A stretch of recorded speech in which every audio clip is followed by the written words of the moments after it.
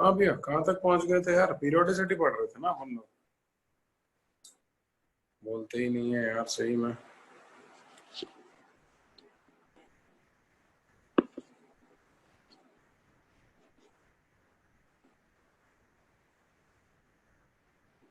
क्या बोलता है ये? यश। यश कौन है यार? यश से एक बार मिलना चाहता हूँ मैं।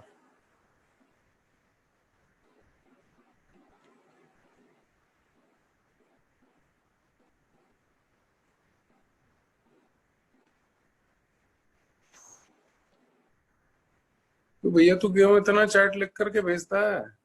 तेरे को चैन नहीं है? पढ़ाई करता है क्या करता है? अपने आप को अनम्यूट कर तू, मैं तेरे को अनम्यूट करना अलाउ करता हूँ। अनम्यूट कर। करता हूँ सर।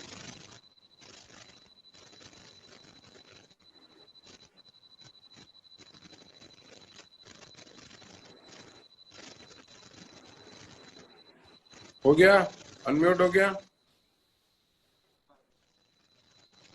अरे बोलना। Sir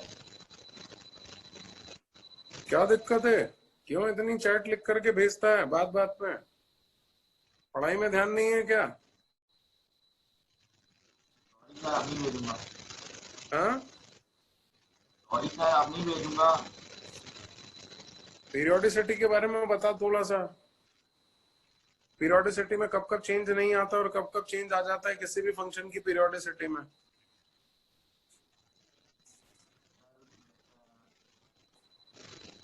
sir sine cos cosec, sine cos cosec में। मान ले। रुक हाँ रुक। हाँ सर।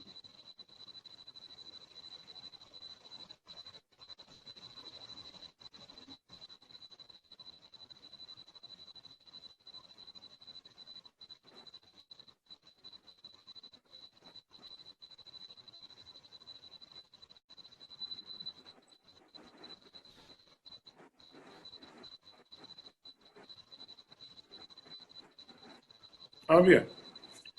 बार बार चैट लिखने के बजाय आप थोड़ा पढ़ने में ध्यान लगाएं। दिक्कत हो रही है, आप लोग पढ़ाई लिखाई बिल्कुल नहीं कर रहे हैं और चैट में ध्यान है। वैसे ही घर पे जो क्लासेस हो रही हैं बिल्कुल भी आउटपुट ओरिएंटेड नहीं है। मेजोरिटी टाइम आप लोग इधर उधर देखते रहते हैं, या फिर आपके कमरे में कोई, नेचुरल सी बात है आपके रूम में भी कोई ना कोई आता ही होगा भाई। हर घर में हर बच्चे के पास अलग से रूम की फैसिलिटी नहीं है और हो भी नहीं सकती। तो डिस्टरबेंसेस भी हैं, तो ऑलरेडी काफी सारे डिस्टरबेंसेस हैं। मैं उन डिस्टरबेंसेस का बिल्कुल भी बुरा नहीं मानता, मैं बुरा इस बात का मान रहा हूँ कि भाई आप लोग पढ़ाई पे ध्यान नहीं दे रहे हैं। और ठीक है, रूम में कोई आया, छोटा भाई आया, बहन आया, जो भी आया, तो वो तो नॉर्मल है ना, उससे तो आप दिन भर मिलते हैं। लेकिन आपका ध्यान उन पे लग जाता है क्योंकि आपको भी मस्ती करना पसंद है। तो ये गलत है, ये गड़बड़ है। पढ़ाई में ध्यान लगाइए भाई। ये ऑनलाइन क्लासेस के चक्कर में वरना सब कचरा हो जाएगा। क्या यार, ये क्या हो गया यार?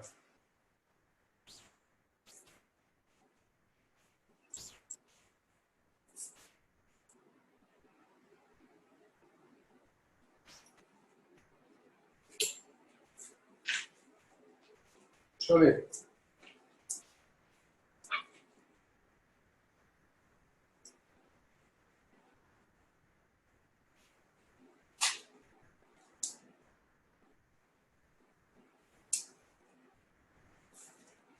अरे कुछ नहीं यार, मेरी कॉर्ड के साथ इंडिया चाइना हो गया था।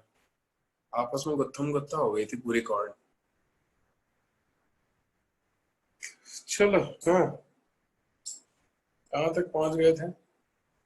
जस्टिन।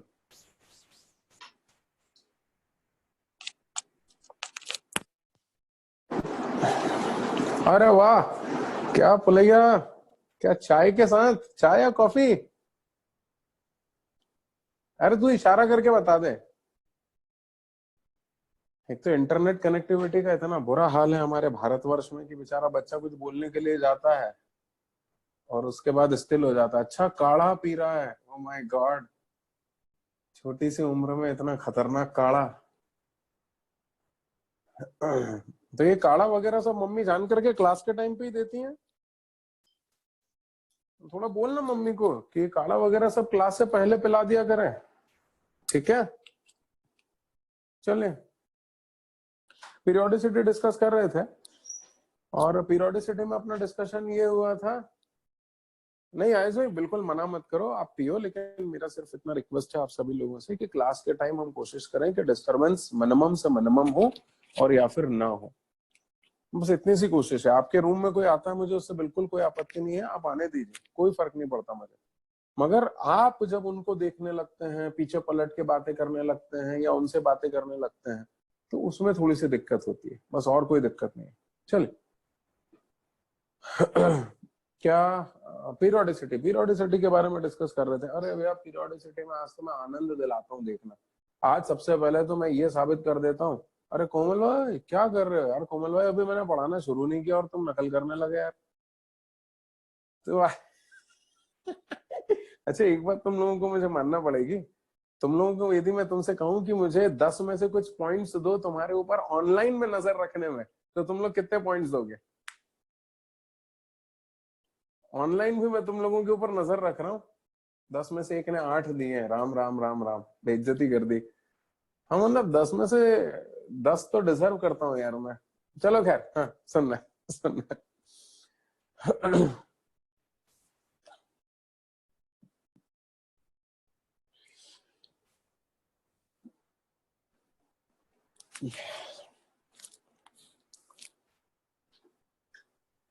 भाई वो छोटी छोटी बातें हो रही थी पीरियोडिसिटी के बारे में। जैन भाई तवज्जो देना, A5 बैच। अरे यार जिताशा भाई आप सुनते ही नहीं हो यार, तवज्जो दीजिएगा। हाँ मैं आपको, अच्छा ठीक है मैं तेरे को जिताशा बोला करूंगा, ठीक है? हाँ ठीक है।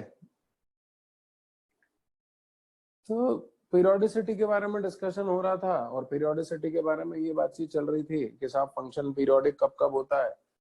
तो हम लोगों ने वो सारी बातें कर ली थी। फिर उसके बाद तुम कहने लगे कि दो फंक्शन का एडिशन होगा तब क्या होगा। तो हमने कहा भैया दो फंक्शन के एडिशन से कोई नया फंक्शन बनेगा? तो उन दोनों फंक्शंस, वो जो दोनों फंक्शंस है उनका इंडिविजुअल टाइम पीरियड निकाल लेंगे और उन इंडिविजुअल टाइम पीरियड्स का एलसीएम ले लेंगे। और उन इंडिविजुअल टाइम पीरियड्स का जो एलसीएम आएगा, बस वही उन दोनों फंक्शंस के एडिशन से जो फंक्शन बना है उसका टाइम पीरियड होगा। और कभी कभी उस टाइम पीरियड में आगे हाफ भी लगेगा। आगे हाफ लगाना बड़ा कॉम्प्लिकेटेड काम था। आगे हाफ लगाने के लिए क्वेश्चन को 4 कंडीशन को सेटिस्फाई करना चाहिए।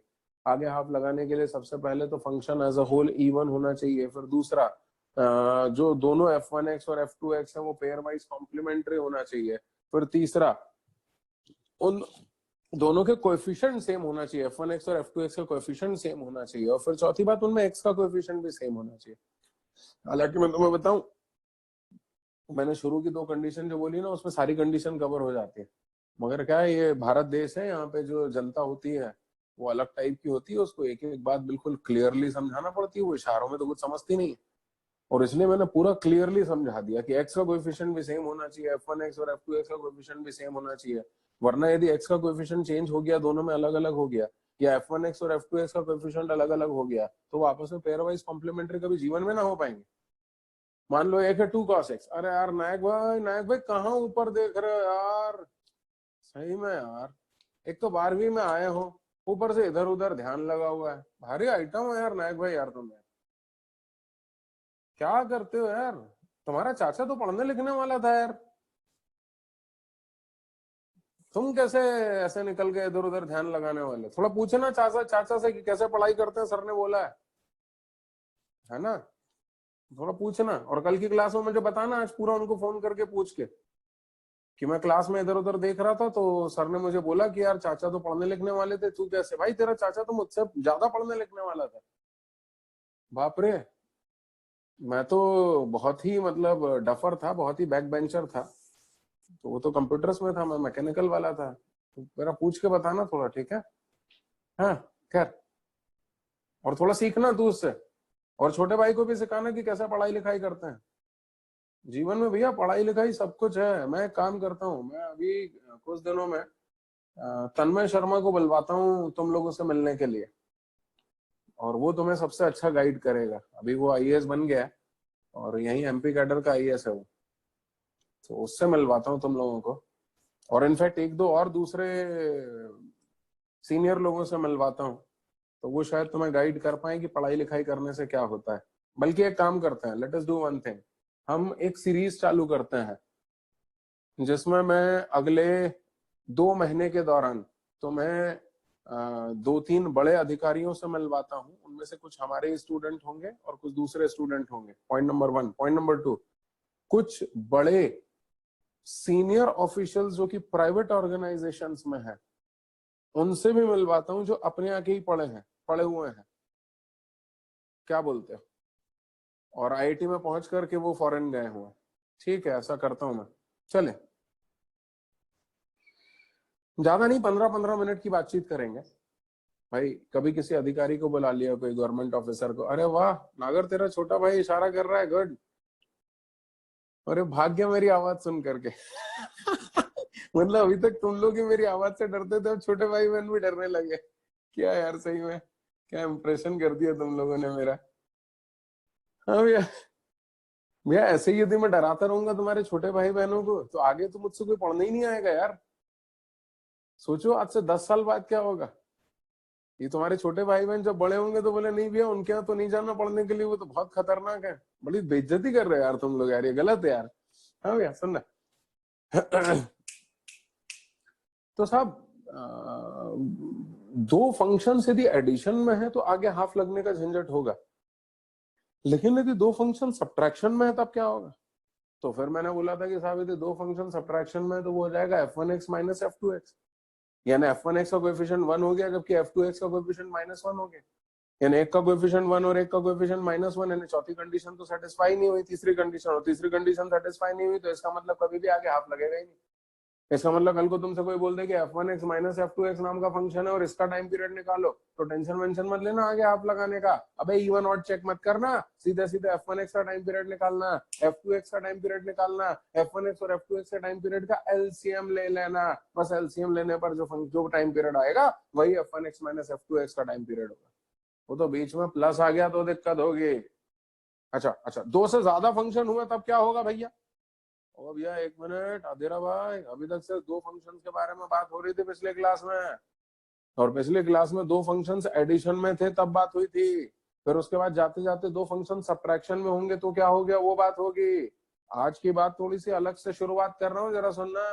आज पिछली वाली बात नहीं कर रहा हूँ, आज दूसरी बात कर रहा हूँ, और वो दूसरी बात यह है कि 2 फंक्शंस यदि एडिशन में है बात हो चुकी है, सब्ट्रैक्शन में है बात हो चुकी है, लेकिन यदि 2 से ज्यादा फंक्शन है ऐसी कोई बात अभी तक नहीं हुई है। तो अब मैं ये जानना चाहता हूं कि यदि 2 से ज्यादा फंक्शन हुए तब तुम क्या करोगे?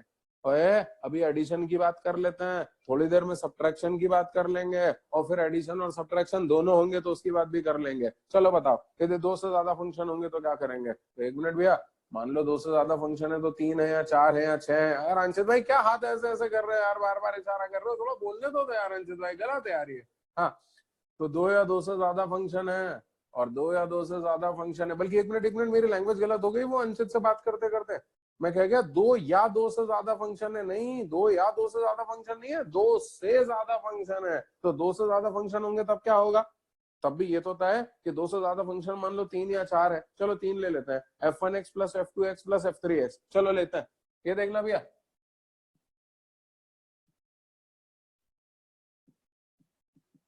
f1x plus f2x plus f3x, और सुनो इसका टाइम पीरियड है t1, इसका टाइम पीरियड है t2, इसका टाइम पीरियड है t3। कैसा रहा है यार? भैया मीना, मीना तेरे को इशारा, मीना तेरे को अब मालूम है मुर्गा बनाऊंगा, रुक, अब तू नहीं मान रहा। हाँ, इसका टाइम पीरियड t1 है, इसका टाइम पीरियड t2 है, इसका टाइम पीरियड t3 है, तो हम क्या करेंगे? तीनों का एलसीएम लेंगे। अरे गा लेंगे, एलसीएम लेंगे किस किस का? t1 t2 t3 का, और जो तीनों का एलसीएम होगा वही इस पूरे का पूरा एज अ होल फंक्शन का टाइम पीरियड कहलाएगा। तुम बोलोगे सर आगे हाफ लगाओ ना, नहीं लगा सकते। तुम बोलोगे सर पूरा फंक्शन इवन हुआ तो क्या, तब भी पेयर वाइज कॉम्प्लीमेंट्री नहीं हो पाएगा। फिर उसके बाद एक्स का कोएफिशिएंट सेम हो गया, f1x f2x भी सेम हो गया, तब भी नहीं लगेगा, क्योंकि पेयर वाइज कॉम्प्लीमेंट्री होने के लिए पेयर बनना चाहिए। यहाँ तो 3 फंक्शन है, पेयर में 2 ही फंक्शन होते हैं, और इसलिए 2 से ज्यादा फंक्शन हो गए तो आगे हाफ लगने का तो सवाल ही नहीं, चाहे वो एडिशन में हो चाहे वो सब्ट्रैक्शन में हो। ठीक है ठीक है ठीक है, सब्ट्रैक्शन में भी वही चलेगा, सब्ट्रैक्शन के लिए भी यही बना देता हूँ। अब सुनो यार भैया, यार तुमने ये मेथड एडिशन सब्ट्रैक्शन के लिए लगाया है, तो अब जरा मल्टीप्लिकेशन डिवीजन के बारे में भी बात कर लेते हैं। तो भैया मल्टीप्लिकेशन के बारे में भी अच्छे से सुन लेना। मल्टीप्लिकेशन डिवीजन के लिए मेरे पास कोई मेथड नहीं, और इसलिए मल्टीप्लिकेशन डिवीजन में भी मैं यही वाला मेथड लगा दूंगा। तुम बोलोगे हाँ आप ऐसा कैसे कर सकते हो, ये तो कोई तरीका नहीं है। अरे भैया तो और कहाँ से लेकर के आऊं तरीका, तुम मुझे ये मत कह देना कि उनका स्केच बनाओ। तो भैया मैं वापस गांव चला जाऊंगा। भैया चौधरी तो सुन रही है, चौधरी तेरी तबीयत तबीयत तो ठीक है ना? हाँ तो मैं गांव चला जाऊंगा भैया, 1 मिनट सब कुछ छोड़ छाड़ के। मैं कोई नया मेथड, मैं कोई स्केच स्केच नहीं करने वाला, और ना मेरे पास कोई नया मेथड है। और इस कारण से सुन लेना, एडिशन सब्ट्रैक्शन के लिए मैंने ये मेथड बताया, मल्टीप्लिकेशन डिवीजन में भी मैं यही मेथड लगा दूंगा। तो same method will be applicable for multiplication division also. तो यहाँ पर नोट लगा दे रहा हूं, सेम मेथड विल बी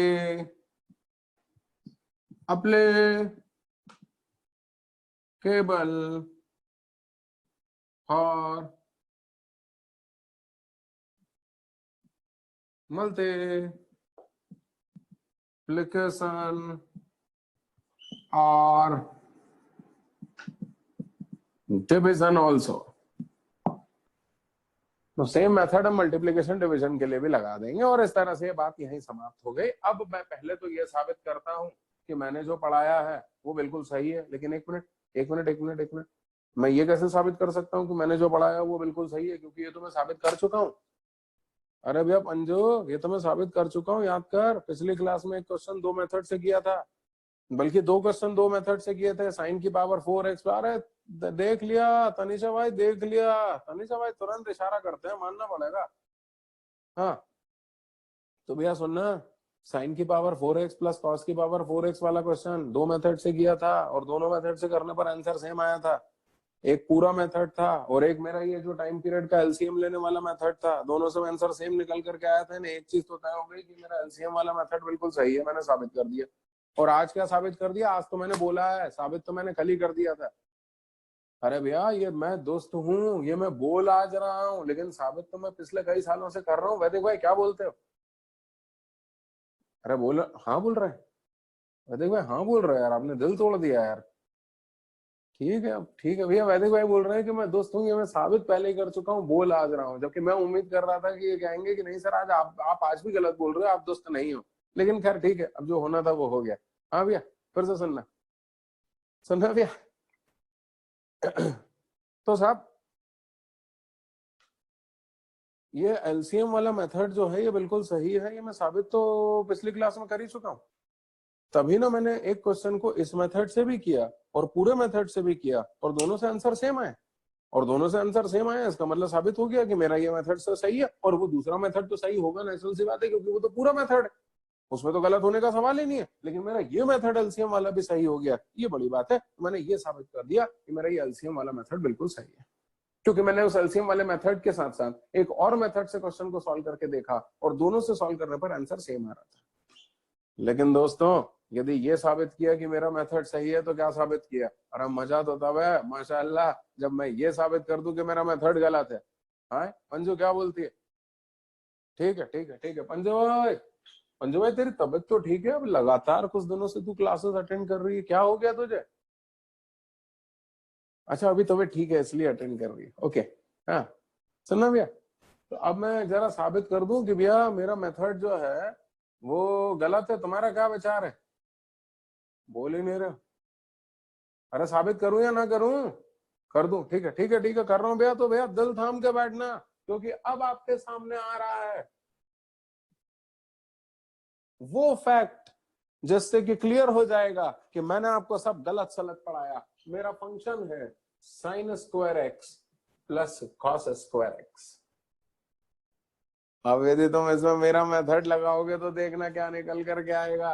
मेरे मेथड के हिसाब से साइन एक्स का टाइम पीरियड 2 पाई, स्क्वायर करने के कारण टाइम पीरियड आधा हो गया, क्या बन जाएगा पाई। कॉस एक्स का टाइम पीरियड 2 पाई, स्क्वायर करने के कारण टाइम पीरियड आधा हो जाएगा, क्या बन जाएगा पाई। पाई और पाई का एलसीएम बोलो भाई, पाई। और एक मिनट चेक करो, इवन फंक्शन है क्योंकि यहाँ भी स्क्वायर है यहाँ भी स्क्वायर है। क्या इशारा कर रहा है भाई, कौन है स्पर्श भाई, देख लिया। तो ये इवन फंक्शन है एज अ होल। फिर पेयर वाइज कॉम्प्लीमेंट्री भी है ये दोनों। इसमें x की जगह 90 माइनस एक्स रखोगे तो ये आएगा, इसमें x की जगह 90 माइनस एक्स रखोगे तो ये आएगा। x का कोएफिशिएंट भी सेम है, f1x और f2x का कोएफिशिएंट भी सेम है। पक्के में आगे हाफ लगेगा। स्पर्श भाई एक बार वो इशारा फिर से कर दो आपका, हाँ फिर से आगे हाफ लगेगा, तो ये आगे हाफ लगा दिया, आंसर आ गया। तो आपके हिसाब से तो sign square x plus cos square x का टाइम पीरियड π/2 होना चाहिए। अब जरा मैं एक बात और कर रहा हूं, उस पर भी तवज्जो दीजिएगा। एक मिनट, एफ एक्स क्या था तुम्हारा, sine square x plus cos square x, और sine square x plus cos square x की वैल्यू तुमने कितनी पढ़ी है बचपन में। अरे यार बताते 1 होती है क्या आजकल? मेरे टाइम पे 0 होती थी यार, जब मैं 1857 में रानी लक्ष्मीबाई को पढ़ाता था तब 0 होती थी। अभी कितनी हो रही है आजकल? 1 हो रही है। ठीक है ठीक है ठीक है ठीक है। तुम बोलोगे सर ऐसी कोई वैल्यू चेंज होती है क्या? क्यों नहीं होती है भैया, समय के साथ इंसान की हाइट कम होती चली जा रही है और sine square x plus cos square x की वैल्यू बढ़ती चली जा रही है। ओ माय गॉड, कितने दिनों बाद एक नया जोक मारा यार मैंने, यह एकदम फ्रेश है, पहली बार ये जोक दिया, सही है, 11th में भी सुनाऊंगा। हाँ सुनना भैया। तो f x sine square x plus cos square x है, sine square x plus cos square x की वैल्यू तुमने क्या बताई थी 1, तो एफ एक्स की वैल्यू 1 हो गई। 1 तो कांस्टेंट हो गया, और तुम्हें मालूम है constant functions are periodic with indeterminate time period. Constant functions ऐसे पीरियोडिक होते हैं जिनका टाइम पीरियड कोई बता नहीं सकता है, और यहाँ तो तुम π/2 बता रहे हो, यानी तुम्हारा आंसर यहाँ पे गलत आ रहा है। एक मिनट, इससे पहले कि मैं आगे बढ़ूं, जरा एक बार कांस्टेंट फंक्शंस के बारे में तुम्हें साबित कर दूं कि ये इनडिटरमिनेट टाइम पीरियड के होते हैं, जरा वो देखना। क्यों, इधर कैसा दिखाई तो दे रहा है ना भाई? हाथ ही ऊपर नहीं किया इसने। कौन है ये? अभय दुबे। अरे भैया दुबे, इधर का हिस्सा दिखाई दे रहा है, इधर का। हाँ दिख रहा है भैया, तो दुबे यार ऐसा हाथ ऊपर कर लिया कर यार, ऐसा क्या करता है, दिल टूट जाएगा मेरा। पिछली बार मेरा दिल टूटा था ना, सुनामी आ गई थी। हाँ, एफ एक्स इक्वल टू के, जहां पर के इज अ कांस्टेंट। अब जरा देखना, मुझे इसका टाइम पीरियड निकालना है। क्या निकालना है मुझे? इसका टाइम पीरियड। अब मैं क्या कर रहा हूँ भैया, स्पर्श भाई सुन लेना मैं क्या कर रहा हूँ। स्पर्श भाई मैंने आपका नाम पहली बार लिया ना, इससे पहले अपनी दोस्ती नहीं हो पाई ना। हाँ, रेगुलर क्लासेस में अपनी दोस्ती नहीं हो पाई क्योंकि आप मस्ती करते ही नहीं होंगे। और क्या कहते हैं, आपने 10th में भी मेरे साथ बदतमीजी नहीं की होगी शुक्ला के जैसी, वरना शुक्ला ने तो 10th में मेरे साथ बदतमीजी कर दी थी तो मुझे उसका नाम याद हो गया। खैर बहरहाल, हाँ तो भैया स्पर्श भाई मुझे इसका टाइम पीरियड निकालना है, तो टाइम पीरियड निकालने के लिए तो formula f of x plus t equal to f x होना चाहिए, और f of x plus t equal to f x हो रहा है तो फंक्शन पीरियोडिक है। आओ चेक कर लेते हैं। रखो एक्स की जगह x plus 1, replace x by x plus 1, तो बोलो कितना हो गया, f of x plus 1 equal to k, और के क्या है, एफ एक्स, यानी f of x plus 1 equal to f x. ओहो, f of x plus t equal to f x हो गया, यानी टाइम पीरियड तो 1 आ गया। भैया अपनी तो निकल पड़े, तुमने तो साबित कर दिया कि इस कांस्टेंट फंक्शन का टाइम पीरियड 1 है। लेकिन भैया अब और आगे चलते हैं, चलो एक्स की जगह भैया तुम्हारा फंक्शन क्या था, एफ एक्स इक्वल टू के, इसमें एक्स की जगह एक्स प्लस 1/2 रखो। अरे रखो ना यार भैया, यार एक्स की जगह एक्स प्लस 1/2 बोलो, रखेंगे तो क्या आएगा, बोलो बोलो, हाँ हाँ बोलो, f of x plus 1/2 equal to k, और के क्या है, एफ एक्स, तो f of x plus 1/2 equal to f x. या ना बोलना भैया टाइम पीरियड क्या निकल करके आया, 1/2। हाँ यार तुम यार बड़ा गड़बड़ कर रहे हो यार, पिछली बार तुम लोगों ने बोला था कि टाइम पीरियड 1 है और अब की बार तुम बोल रहे हो कि टाइम पीरियड 1/2 है। अरे भैया अभी तो शुरू किया है, अभी तो देखो माशाअल्लाह। मैं इधर से ऐसा इधर आ जाऊं तो चलेगा क्या? ऐसा जंप नहीं मार सकते ना, ऐसा केजरीवाल टाइप इधर से इधर आ सकते हैं क्या? ठीक, हाँ चलो चलो बोलना भैया, तुम्हारा फंक्शन क्या था, एफ एक्स इक्वल टू के। अब एक काम करो, एक्स की जगह एक्स प्लस 1/10 रखो, एक्स की जगह एक्स प्लस 1/10 रखोगे तो देखना कितना होगा, f of x plus 1/10 equal to k, और के क्या था, एफ एक्स, तो f of x plus 1/10 equal to f x. अरे वाह, तुमने साबित कर दिया भैया कि फंक्शन तो पीरियोडिक है और माशाल्लाह उसका जो टाइम पीरियड है वो 1/10 है। कुछ नोटिस किया तुम लोगों ने? हर बार जैसे जैसे तुम x की जगह x प्लस समथिंग रखोगे और वो समथिंग को छोटा करते चले जाओगे तो टाइम पीरियड और छोटा होता चला जाएगा।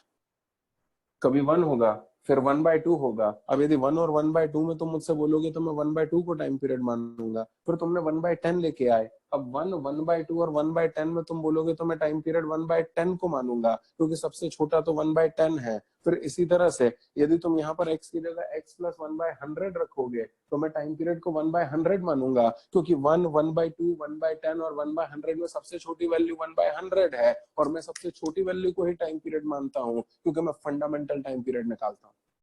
हाँ, शेर हो गया। अरे मैं सबसे छोटी वैल्यू को ही टाइम पीरियड मानता हूँ, क्योंकि मैं हमेशा फंडामेंटल टाइम पीरियड निकालता हूँ और फंडामेंटल टाइम पीरियड हमेशा सबसे छोटा होता है, और इसलिए जैसे जैसे यहाँ पर छोटा वैल्यू आती जाती है वही आंसर होता चला जाता है। इसका मतलब टाइम पीरियड हर बार और छोटा और छोटा और छोटा होता चला जाएगा। बस अब कितना होगा ये बता दो तो मैं बताता हूँ। छोटे से छोटा होते होते ये 0 से जस्ट बड़ा हो जाएगा। तुम सर 0 से जस्ट बड़ी वैल्यू मुझे बता दो। प्रियांशु भाई बता दो 0 से जस्ट बड़ी वैल्यू क्या होगी?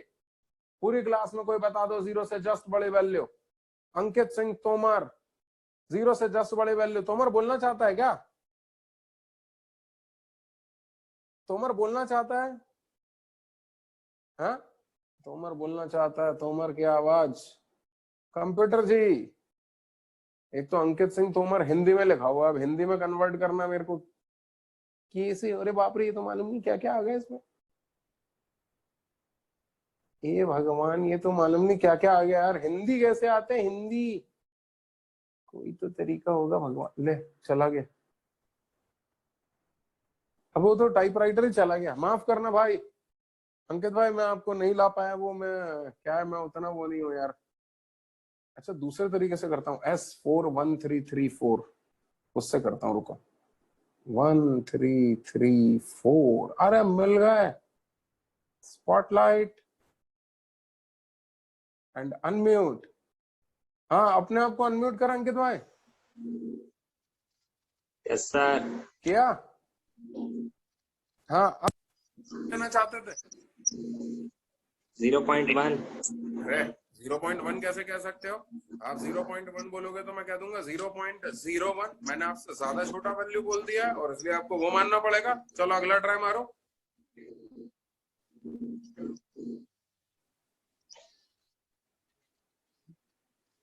अगला ट्राई मारो। अरे कुछ भी बोल दे, ऐसा सोच क्या रहा बेटा? अरे 0.01 ना? हाँ, क्या बोलता है अंकित भाई?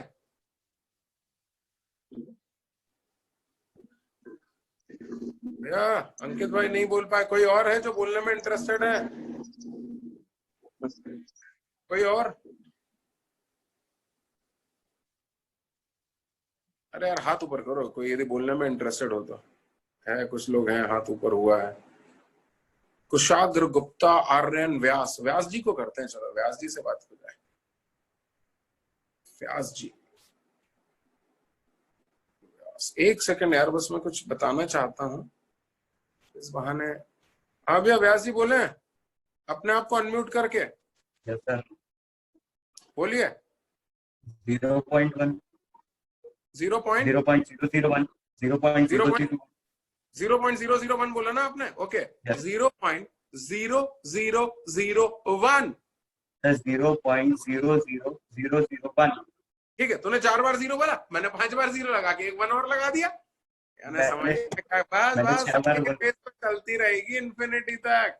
यानी समझना मैं कहना क्या चाहता हूँ। मेरी बात सुनिएगा, मैं क्या कहना चाहता हूँ मूर्खों। मैं कहना ये चाहता हूँ कि आप 0 से जस्ट बड़ी वैल्यू को, अरे रे कहाँ चला गया रे? आप 0 से जस्ट बड़ी वैल्यू को कभी नहीं बता पाओगे, क्योंकि 0 से जस्ट बड़ी वैल्यू का आज तक कोई बता ही नहीं पाया। वह 0 से जस्ट बड़ी वैल्यू का बताने जाओगे 0.01 तो मैं बोलूंगा 0.0001। फिर अंकित बोलेगा 0.00001 तो मैं बोलूंगा 0.0000001 एंड सो ऑन। मैं हर बार और छोटी वैल्यू करता चला जाऊंगा। और मेरी वैल्यूज और छोटी और छोटी और छोटी जल्दी होती चली जाएंगे। एक बच्चा लिख करके भेज रहा है 1/infinity। कोई इस मूर्ख को बताओ कि और जो एग्जिस्ट नहीं कर सकता उसके टर्म्स में आप टाइम पीरियड की वैल्यू कैसे बता सकते हो। और इसलिए टाइम पीरियड फिर से सुनना यहाँ पर हो क्या रहा है। यहाँ पर टाइम पीरियड 1 आया, फिर उसके बाद 1/2 आया। 1 और 1/2 में 1/2 छोटी वैल्यू है इसलिए 1/2 मानना पड़ेगा। फिर उसके बाद 1/10 आया। 1/2 1/10 में सबसे छोटी वैल्यू 1/10 है तो टाइम पीरियड 1/10 मानना पड़ेगा। अब मेरी इच्छा हो रही है कि मैं यहाँ पर x की जगह x प्लस 1/1000 रख दूं तो फिर टाइम पीरियड 1/1000 आएगा। यानी हर बार जब मैं और छोटी और छोटी और छोटी वैल्यू यहाँ पर सब्स्टिट्यूट करता चला जाऊंगा वही छोटी वैल्यू टाइम पीरियड बनती चली जाएगी। यानी टाइम पीरियड छोटा होते होते होते होते जीरो से जस्ट बड़े पे आके रुक जाएगा, क्योंकि जीरो हो नहीं सकता, नेगेटिव हो नहीं सकता, इसलिए उसको जीरो से जस्ट बड़े पे संतोष करना पड़ेगा। और दोस्तों जीरो से जस्ट बड़ी वैल्यू इस दुनिया में कोई भी नहीं बता सकता है। और इसीलिए कहा जाता है कि constant functions are periodic. No doubt they are periodic. Periodic तो है but their time period cannot be determined, their time period cannot be found। वो जस्ट जीरो से बड़े होता है और इसलिए टाइम पीरियड बताया नहीं जा सकता। उसको इनडिटर्मिनेट कहा जाता है। क्या कहा जाता है? इनडिटर्मिनेट। तो मैं वही नोट लगाऊंगा, अबे लगाऊंगा 10। एक काम करना ना, यहाँ पे तुम 4-6 लाइन छोड़ देना, बल्कि 4 लाइन भी क्या 3 लाइन छोड़ देना। बताओ यहाँ 3 लाइन में अपन क्या लिखेंगे? यहाँ पर अपन 3 लाइन में लिखेंगे 10 constant functions are periodic with their time period indeterminate. यानी कांस्टेंट फंक्शन पीरियोडिक होते हैं, उनका टाइम पीरियड नहीं बताया जा सकता। अरे लिखना नहीं, अभी सुन लो। अरे तो मैं टाइम पास कर रहा था, अब चलो वापस इस क्वेश्चन पे आओ। तो इस क्वेश्चन में तुमने फंक्शन का टाइम पीरियड क्या निकाल दिया था? 5/2। जबकि अभी मैंने क्या निकाला, मैंने इसको कांस्टेंट फंक्शन में कन्वर्ट कर दिया। और चूंकि ये कांस्टेंट में कन्वर्ट हो गया तो अब भी अपन ने एक लाइन लिखी है कि constant functions are periodic functions with time period indeterminate. इसका मतलब सही बात यह है कि ये इनडिटरमिनेट टाइम पीरियड वाला फंक्शन है, जबकि तुम तो टाइम पीरियड 5/2 निकाल रहे थे। यानी तुम्हारा आंसर गलत आ गया। यानी मैंने साबित कर दिया कि ये जो मेथड तुमने पिछली क्लास में पढ़ा था ये गलत है। नहीं आया, पूरा नहीं आया। तुम एक काम करो, कॉपी करो। मैं तुम्हें कॉपी करने का ऑर्डर बताता हूँ। देखो बोर्ड बहुत भर गया है और बहुत गड़बड़ तरीके से भरा है, इसलिए मैं कॉपी करने का तुम्हें ऑर्डर बता रहा हूँ। सबसे पहले यहां से लेके यहां तक का हिस्सा कॉपी करेंगे। इसको मैं बोल रहा हूं बॉक्स 1। उसके बाद ये बॉक्स कॉपी होगा बॉक्स 2। वाह, बताओ मेरे जैसा शिक्षक मिलेगा तुम्हें जो नकल करने का ऑर्डर भी बताता है। ये है बॉक्स 2 और ये बॉक्स 2 में फिर ये यहां से होते हुए यहां आते हुए ये यहां तक आना है। और फिर जब ये हो जाए then this will be box 3। जल्दी से नकल करो और कन्नू जल्दी से नकल कर ले।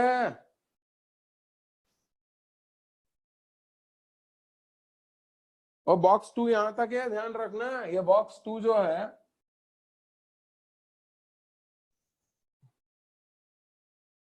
ये यहां तक है। ये देखना, ये पहले यहां था, फिर ये यहां से यहां आया, यहां आया, यहां आया और फिर यहां आया। तो बड़ा गड़बड़ तरीके से है, थोड़ा देख के नकल करना। भैया असम अली, थोड़ा सीधे बैठ और ठीक से नकल कर। क्यों ऐसे पसर के बैठा हुआ है?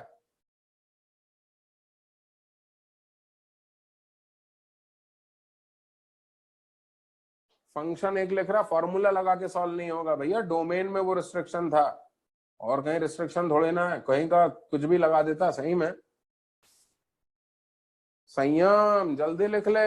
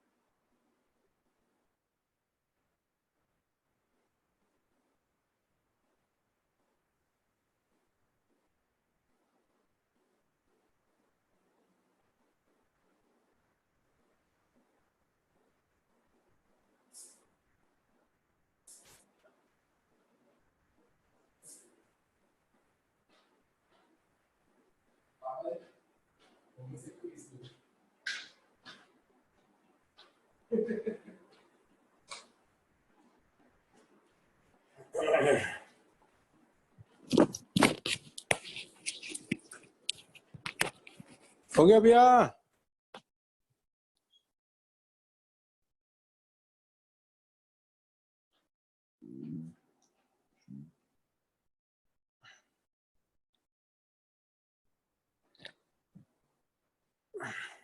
Sandhu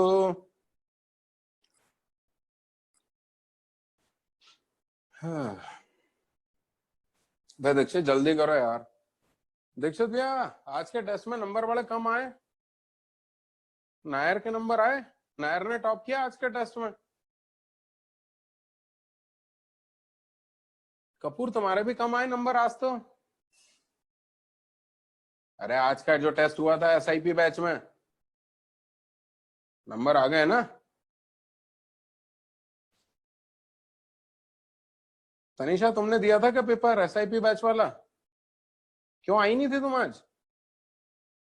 very bad, very good, बल्कि इनफैक्ट वेरी बैड क्या वेरी गुड।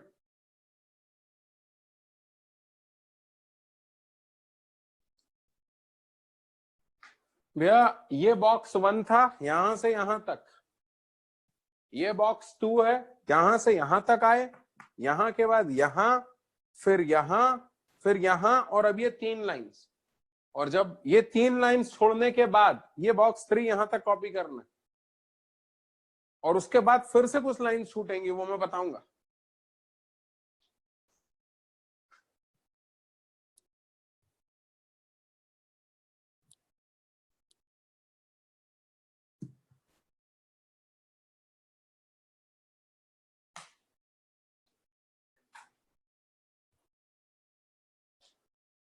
हो गया भैया? मैंने सुना सीबीएसई वालों ने 30% सिलेबस कम कर दिया, देखा क्या तुम लोगों ने? नया सिलेबस, हाँ 30% कम कर दिया उन लोगों ने। मगर वो ऐसा बोलते हैं 30%, अपन जब ध्यान से देखो तो पता चलता है कि वो पूरा ही पढ़ना है, बुद्धू बना देते हैं। क्या बोलती है जैनी?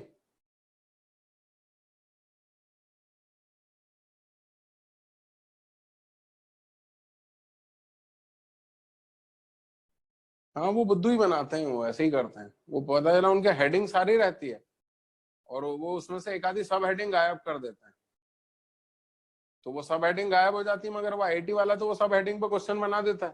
फिर अपन उससे पूछते हैं ये तो नहीं था सिलेबस में, बोले ये नहीं था तो क्या हुआ, ये तो था। बड़ी दिक्कत होती है। चलो खैर अपन तो तैयार हैं यार, चलो। अरे चले भैया। हाँ अब ये बॉक्स भी कॉपी कर लिया यहां तक। जरा ये जो 3 लाइन छोड़ी हुई है वहां पर लिखिएगा, पीरियोडिक फंक्शंस, सॉरी गलत बोल गया, कांस्टेंट फंक्शंस, मैं गलत बोल गया था, फिर से सुनिएगा। Constant functions are periodic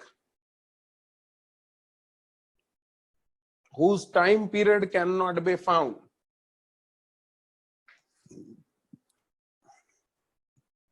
Constant functions are periodic whose time period cannot be found.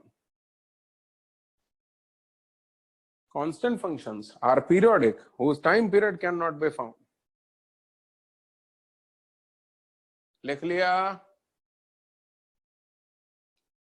Constant functions are periodic whose time period cannot be found. आइए मुरली, जल्दी करने का चाहिए। अरे लिखा क्या खुशी भाई, क्या लिख रहे हो यार? यहाँ पर सिंपल 3 लाइन लिखनी है, constant functions are periodic whose time period can not be found, और बात खत्म करनी है। ये पूरा हिस्सा आप यहाँ तक लिख ही चुके हो, क्या कर रहे हो? अब जरा सुनना भी, पेन पेंसिल डाउन करके सीन सुनना, मैं समझाना क्या चाहता था। ये सब बातें तो बकवास है, ये सारी बात मैं मिटा रहा हूँ, यहाँ पे कोई बात काम की नहीं।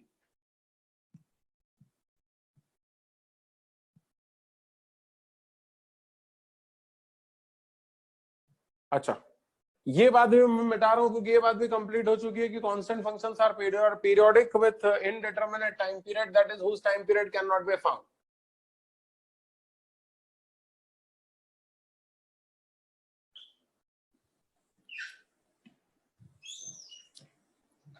अब जरा वापस से इधर पे आ जाना